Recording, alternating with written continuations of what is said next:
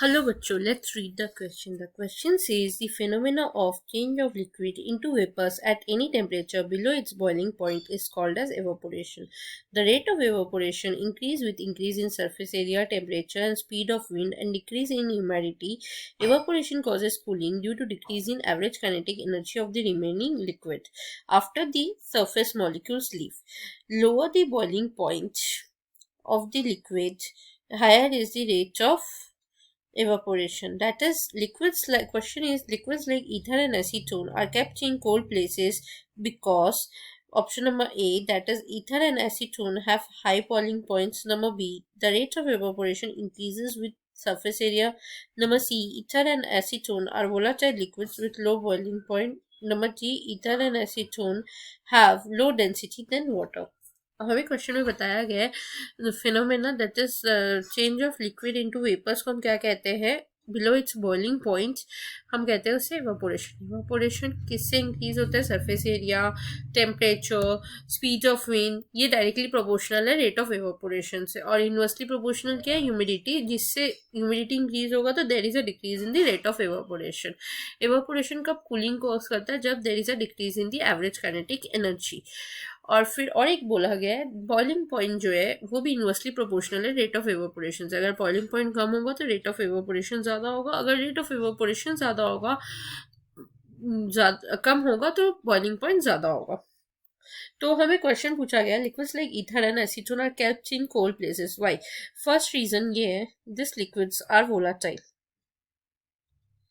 This liquids are highly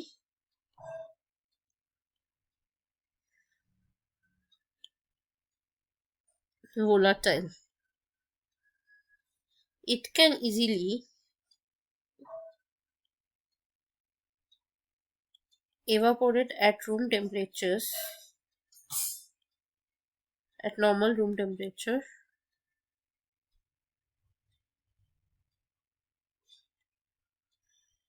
first reason ये कह सकते हैं हम, it can easily evaporate at normal room temperatures.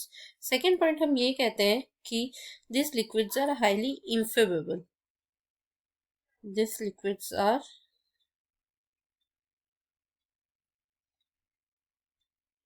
highly inflammable.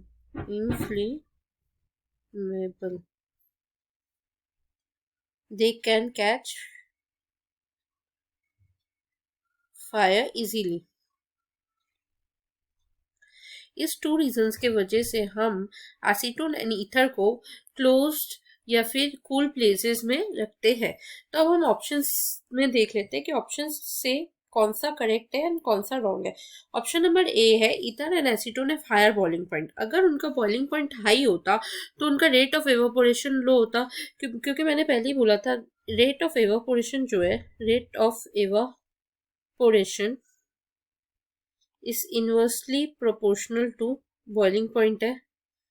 तो इसलिए अगर बॉइलिंग पॉइंट उनका हाई होता तो उनका एवापोरेशन बहुत स्लो होता, रेट ऑफ एवापोरेशन बहुत लो होता, तो वो तो नॉर्मल प्लेसेस में भी रह सकते थे। तो इस वजह से ये ऑप्शन नंबर ए हो गया रॉन्ग।